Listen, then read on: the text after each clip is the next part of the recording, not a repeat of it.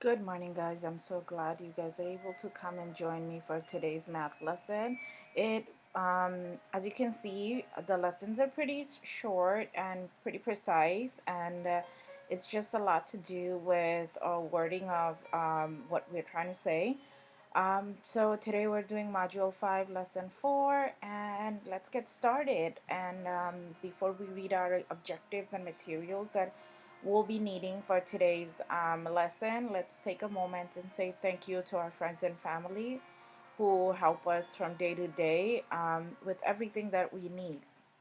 So today's objective is count straws, then say 10 away to 19.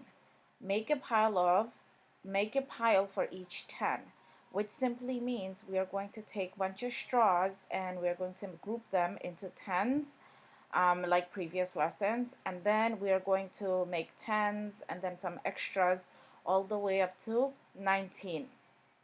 And the materials you'll be needing for today's lessons are loose leaf paper, something to write with, your math book. Remember, you're doing Module 5. We're starting Module 5, so make sure you have the right book with you. And number band chart, you'll need some sort of materials, about 20 pieces of it. If you don't want to use the materials for these lessons, that's okay. You just have to make sure you draw the picture in a correct number.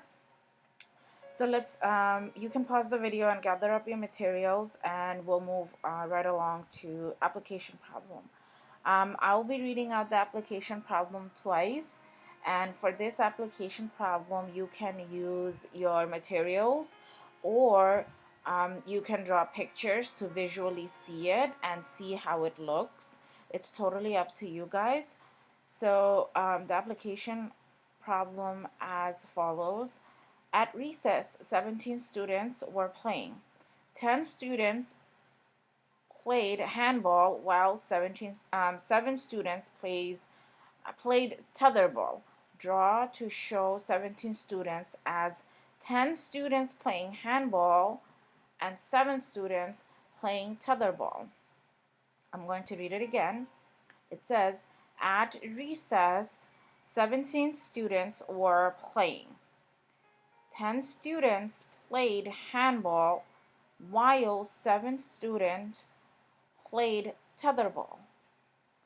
Draw to show 17 students as 10 students playing handball and 7 students playing tetherball. So I put a line to make a separation between the two different types of sports they were playing. So the math story says that we have to make 10 students playing handball. So I'm going to draw a bunch of circles to show that these are the 10 students. And then I'm going to draw in a separate pile, which is this, to show that I have 7 students that are playing tetherball. So you just have to make sure you have 10 students on one side and 7 students on the other side to make it the application problem. If yours look a little bit different because you separated differently, that's okay. But remember, it has to be 10 on one side and 7 on the other side. You don't have to draw circles. Circles are just easy for me to draw instead of drawing the individual students. So today's new math vocabulary is called the word bundle, right? Most of us know what that word is, and if we don't, that's okay. In math, bundling happens when you have a group of something, when you put together or make a group. For example, I have a bunch of straws over here. Remember, in the objective it says we're playing around with straws today. So these are the straws that I'm talking about. So as you can see, let's count how many single or individual straws do we have over here. 1, 2, 3, 4, 5, 6, 7, 8, 9, 10. So we have 10 individual straws. So when we count, or when we go in future count, we don't have to count from all the way from 1. We decided to bundle them like this. How did we do it? We just put them together and tie them up. So when you see a picture like this, it automatically means that it's 10. So that way you don't have to count all the way up to 10. So let's count one more just the last time to see if it is actually 10 or not. So I have 1, 2, 3, 4, 5, 6, 7, 8, 9, 10. So these 10 single individual, I tied them up and made it into a group of 10 or 10, because it's much easier to see it, and you already know that we're always going to have 10 here. You don't have to count from 1 again. So what we are going to do is we're going to count from 10 and onward, counting on method. So I'm going to have a bunch of straws, and you're going to tell me how many straws do you see. Remember, we're going to be using bundles and single or individual straws. So I have, again, from the previous slide, this is 10 single individual straws.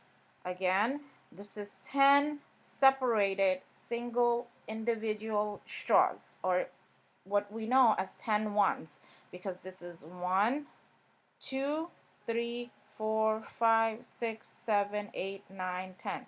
So when we say things are individual, we mean they are they're single, they're separated, right?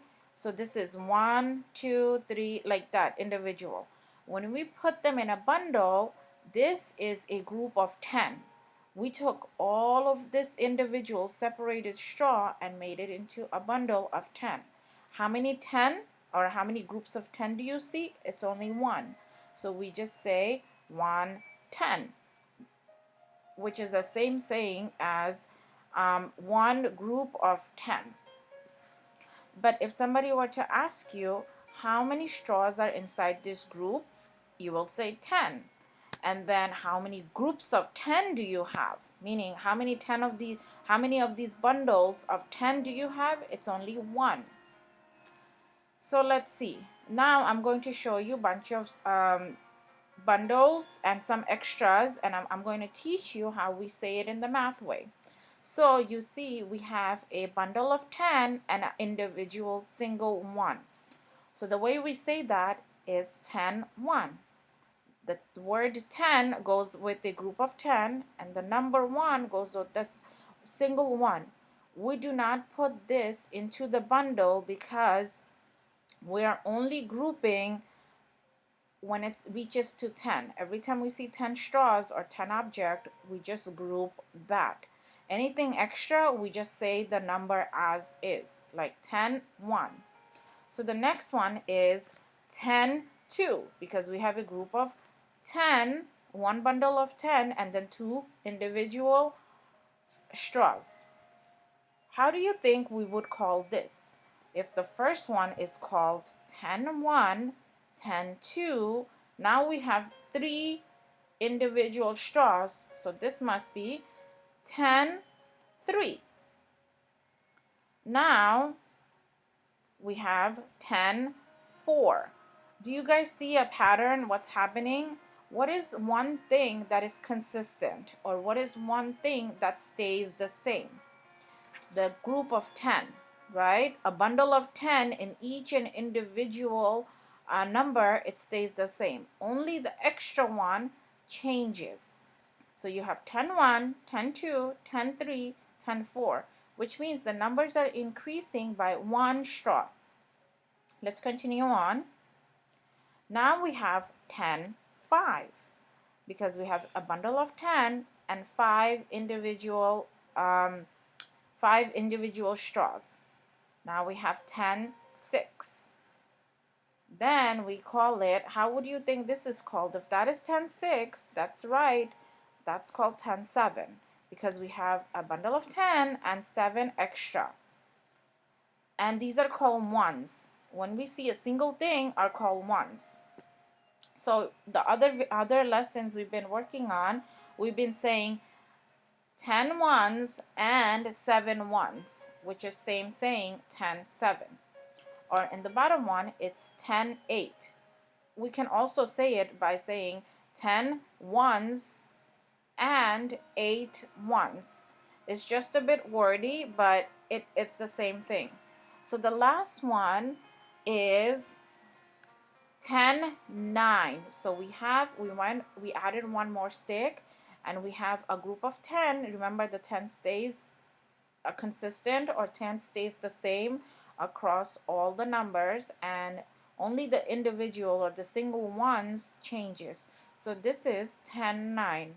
We are only going up to 10 9 because when we have 10 10, it becomes a different number. So in our future lessons, we are going to move on forward, but we are only going to see 10 9.